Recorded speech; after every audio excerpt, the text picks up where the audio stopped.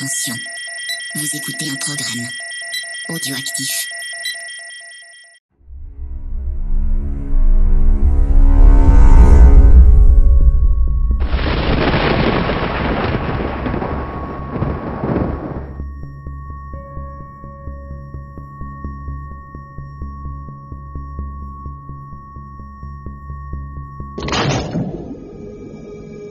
It is dark, but you will find light. You have to talk to me, Bud, please. I need to know if you're okay.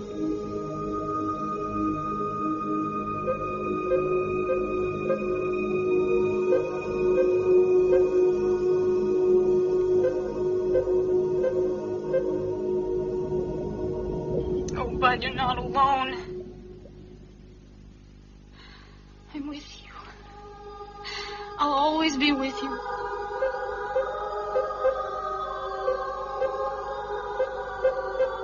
What kind of light? When you get there, you will understand everything.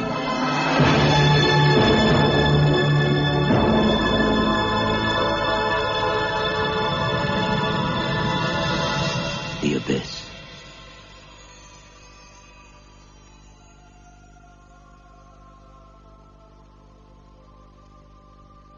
Bonjour et bienvenue dans la Thrilling Zone. Pour ce nouvel épisode, nous plongeons dans les profondeurs inexplorées de la planète avec The Abyss, un chef-d'œuvre de science-fiction réalisé par James Cameron en 1989 et produit par la 20th Century Fox, Pacific Western et Lightstorm Entertainment pour un budget de 70 millions de dollars.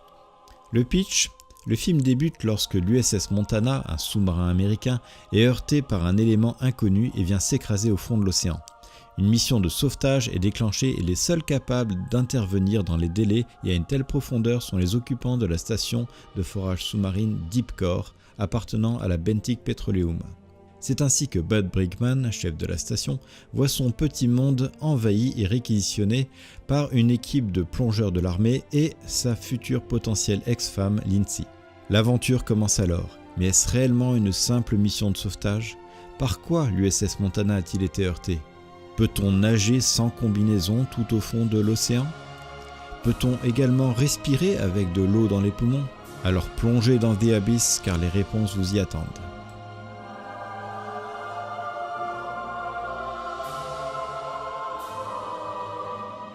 Le film est écrit et réalisé par James Cameron, un des plus grands réalisateurs de cinéma et sans doute l'un des plus rentables, même si ses budgets ont toujours tendance à faire trembler les studios. James Cameron est un artisan du cinéma qui a fait ses armes avec le célèbre Roger Corman et s'est occupé de la production design de films tels que Battle Beyond Stars, New York 1997 de John Carpenter où il apparaît dans le superbe livre photo On Set with John Carpenter en train de réaliser un matte painting, et Galaxy of Terror. Il débute sa carrière de réalisateur avec Geogenesis. En 1978, un court-métrage de science-fiction, une œuvre à mi-chemin entre THX 1138 et Dark Star. Vient ensuite le fameux Piranha 2 avec les poissons volants. Fameux car les talk-shows américains s'amusent souvent à le présenter comme réalisateur de ce film en premier lieu. La gloire arrive avec Terminator en 1984, le scénario de Rambo 2, La Mission et enfin Aliens, le retour. La suite, vous la connaissez. Abyss, Terminator 2, True Lies, Titanic, le pilote de Dark Angel et la série fleuve Avatar. Au niveau du casting, on retrouve Ed Harris, 103 crédits d'acteur. Il débute sa carrière sur le petit écran avec des séries télé de 1976 et 1982. En 1982, il participe à son premier grand film avec L'étoffe des héros. Abyss sera sa prochaine grosse production 7 ans plus tard. Ensuite, la carrière décolle réellement et il enchaîne les excellents films. On citera La Firme avec Tom Cruise, Le Bazar de l'épouvante de Stephen King, Juste Cause avec Sean Connery, Apollo 13 de Ron Howard, The Rock de Michael Bay, Les Pleins Pouvoirs, Truman Show, Stalingrad, l'excellent History of Violence de David Cronenberg, bref, un vrai palmarès et un retour au petit écran récemment avec Westworld. Il joue le rôle de Bud Brickman. Marie-Elisabeth Mastrantonio n'a pas fait beaucoup de films, mais ils sont de qualité. Avant Abyss, elle joue dans Scarface de Scorsese, La couleur de l'argent avec Tom Cruise, Le calendrier meurtrier avec Kevin Kline, L'heureux mari de Phoebe Cates, Affaires non classées avec Gene Hackman et Robin des Bois avec Kevin Costner. Par la suite, on notera surtout En pleine tempête de Wolfgang Petersen et la participation des séries télé dont The Punisher récemment. Elle joue le rôle de Lindsay Brigman. Enfin, Michael Biehn, l'acteur fidèle de James Cameron qui n'a pas eu la carrière qu'il méritait. Après ses débuts classiques à la télévision, il obtient son premier grand rôle avec Terminator de James Cameron où il joue Kyle Reese. Il jouera ensuite le rôle du caporal X dans Aliens avant d'enchaîner avec The Abyss. Parmi ses autres crédits, on notera surtout Navy Seals, Tombstone et The Rock. Il joue le rôle du lieutenant Coffey.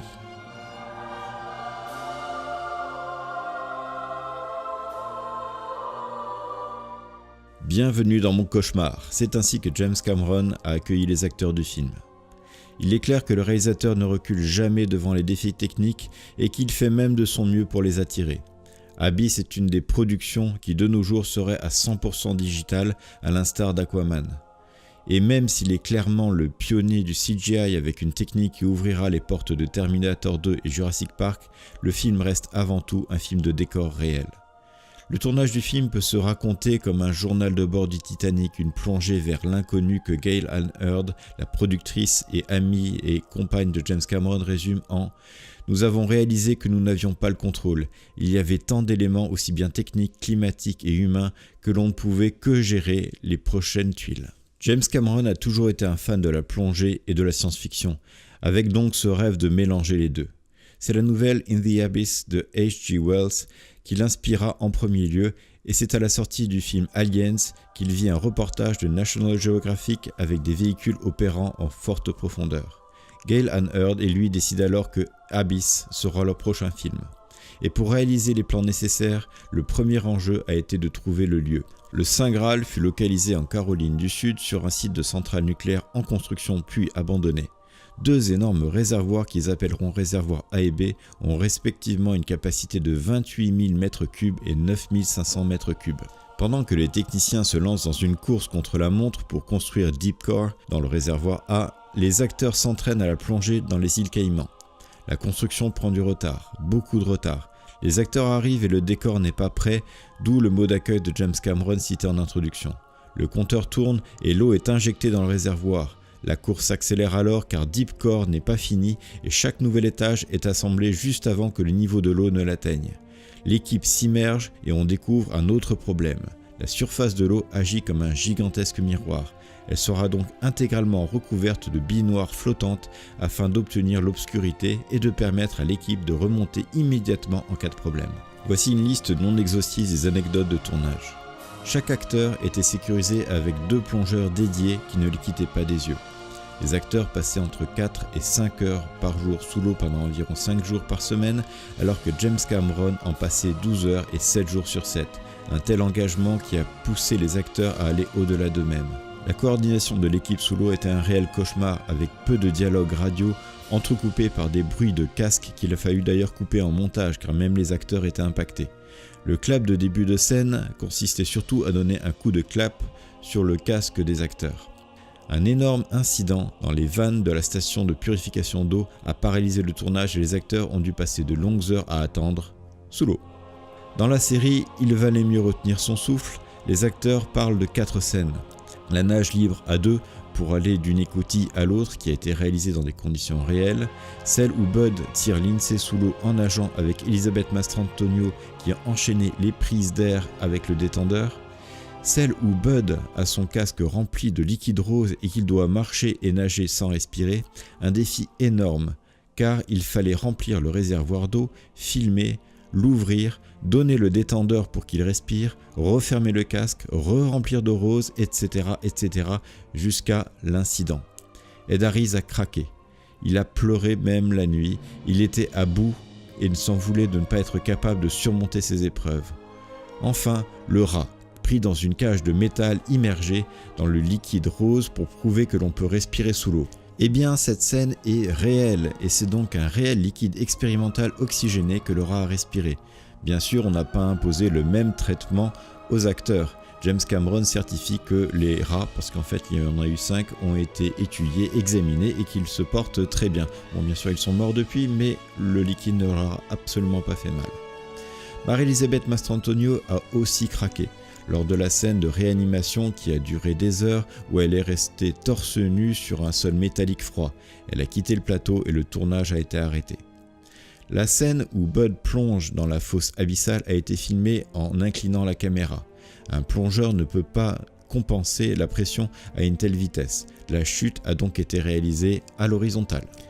Lors de l'exploration de sous-marin l'USS Alabama, une coupure de courant a plongé les acteurs et l'équipe technique dans le noir le plus total. Impossible de voir à plus de 5 cm devant soi. Pas moyen de communiquer, de savoir où nous sommes, où sont les techniciens et encore moins de lire le niveau de la jauge d'oxygène. Une grosse séance de stress décrite par Michael Biehn. À partir de maintenant et afin d'être exhaustif, je suis contraint de spoiler le mystère des profondeurs et la chute du film. Donc si vous n'avez pas vu le film, arrêtez là. C'est bon ? D'autres effets spéciaux agrémentent le film. Des scènes de maquettes avec l'USS Alabama, le Bentic Explorer et des véhicules. Du classique me direz-vous, sauf que James Cameron a fait mettre des mini-projecteurs dans les cabines des maquettes qui affichaient sur leur face avant les acteurs en mouvement, une révolution pour l'époque. Enfin, et bien sûr, les extraterrestres, oui, la chute du film. Les extraterrestres eux-mêmes sont des marionnettes transparentes avec des diodes de couleur et des parties en animatronique. Mais le grand défi vient de la sonde aquatique qui parcourt la station Deep Core. Cet énorme ver mouvant est entièrement en images de synthèse, une réelle prouesse pour l'époque. À tel point qu'il a bien fallu expliquer aux acteurs que là vous voyez rien, mais en fait il y aura un espèce d'énorme ver devant vous. Mieux encore, celle-ci prendra successivement l'apparence de Bud et Lindsay. La première apparition du morphing au cinéma est un grand pas en avant pour le cinéma tout court. Ed Harris et Marie-Elisabeth Mastrantonio ont eu leur visage totalement scanné en 3D pour l'occasion. 2 versions du film existent, enfin même une troisième. La troisième, c'est parce que les Britanniques ne voulaient pas qu'on tourmente un rat à l'écran. James Cameron est connu pour ses versions longues qui ne se contentent pas de rajouter des scènes, mais de raconter carrément un plan supplémentaire de l'histoire. La première version est celle sortie en salle avec Bud Brigman qui découvre les extraterrestres. Ces derniers lui sont reconnaissants d'avoir désamorcé l'ogive nucléaire et le remontent à la surface, la station de Deep Core au passage. La deuxième version a été financée par une enveloppe supplémentaire de $500 000 allongée par la 20th Century Fox suite au succès de Terminator 2. Elle donne un autre visage aux extraterrestres qui menacent la Terre de destruction face à la tendance du monde à la violence et à la course nucléaire. Ils déclenchent alors un immense tsunami grâce à leur maîtrise de l'eau. Mais c'est encore le sacrifice de Bud et ses échanges d'adieu avec sa femme Lindsay qui leur donnent foi en l'humanité et ils cessent leur attaque. Donc rien à voir. À sa sortie, le film est un échec commercial, d'où sa présence dans cette émission. Avec un budget de $70 millions, il ne rapporte que $90 millions en recettes mondiales, dont $50 millions seulement aux États-Unis. Il est cependant considéré comme un joyau de la science-fiction et a reçu de très bonnes critiques à la sortie.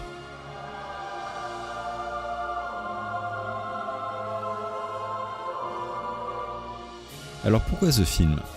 J'ai vu ce film à sa sortie en Allemagne dans une salle bien grande et je peux vous dire que la magie a opéré tout de suite.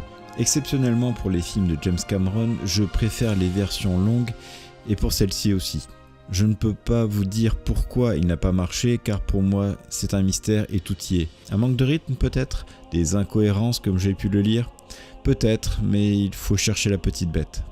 J'aurais donc du mal à trouver d'autres arguments que si vous aimez James Cameron, vous aimerez celui-là. La technologie avant-gardiste, le filtre bleu omniprésent, l'action bien rythmée et des personnages attachants. C'est du tout bon. Je vous conseille également de voir le making of. Abyss doit être un film comme Don Quichotte ou Waterworld où rien ne se passe comme prévu. Dans le cas de Abyss, les acteurs sont fiers du boulot accompli, mais ils ne peuvent pas cacher qu'ils en ont réellement bavé. Voir des professionnels aguerris dire clairement qu'ils ont craqué, c'est vraiment une première.